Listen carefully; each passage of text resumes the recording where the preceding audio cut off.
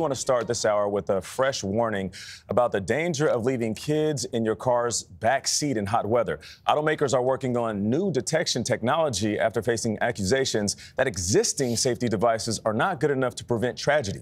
National consumer correspondent Ash-har Qurairshi spoke to one family who lost a child that way. I think he would be a troublemaker for sure, making a mess of the house. I always wonder what kind of student he would be in school. He would be going to kindergarten. On a June morning 3 years ago, as the temperature climbed in Louisiana, Thomas Sestia sat in a car seat in the back of his dad's truck. Tyler Sestia didn't realize he had forgotten his son parked outside his office for 6 hours. I ran out to the car to see. I couldn't touch him. I didn't know what to do. I was just so devastated. Police ruled the death an accident. Tyler takes full responsibility. He explains he was experiencing brain fog after being hospitalized with COVID months earlier. And that day he was distracted by an audit at work. Mom Pamela says the family's usual morning routine had changed. I think before this experience, I was a little judgmental on that and thinking that how do people leave their kids in the car and forget their children? And how has that perspective changed? That it can happen to anybody. To address that, a 2021 law requires automakers install audio and visual rear seat reminder alerts in all new 2025 passenger vehicles. Most have already done this voluntarily. Your truck in this case had a rear seat reminder.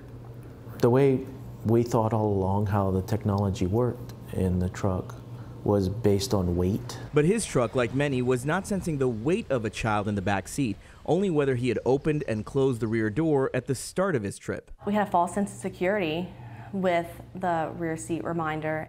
6 children, including Thomas, have died in cars equipped with those rear seat reminders, now required by law. Does the law go far enough?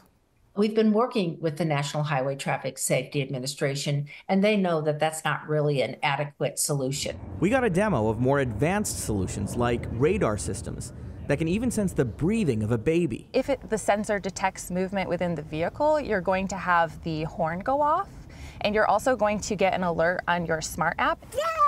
What kind of a difference would that have made for you? If we'd have had the technology in our vehicle that day, Thomas would still be here.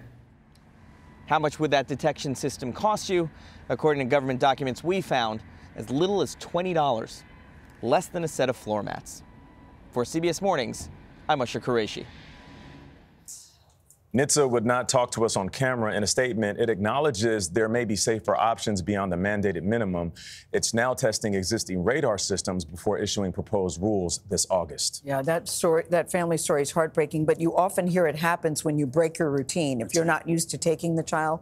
Somebody told me once, women, put your purse by the baby, because we would never forget our purse. Men or somebody, put your shoe. Take off your shoe. Put something by the child that you know that you're not going to forget. Your wallet, your phone, something that you always have with you. Because when you break routine, it's easy. You get into your own sense of, well, I go to work and this is what I do. Yeah. It's heartbreaking. I'm glad they're sharing their story, though. It's going to help somebody. It will.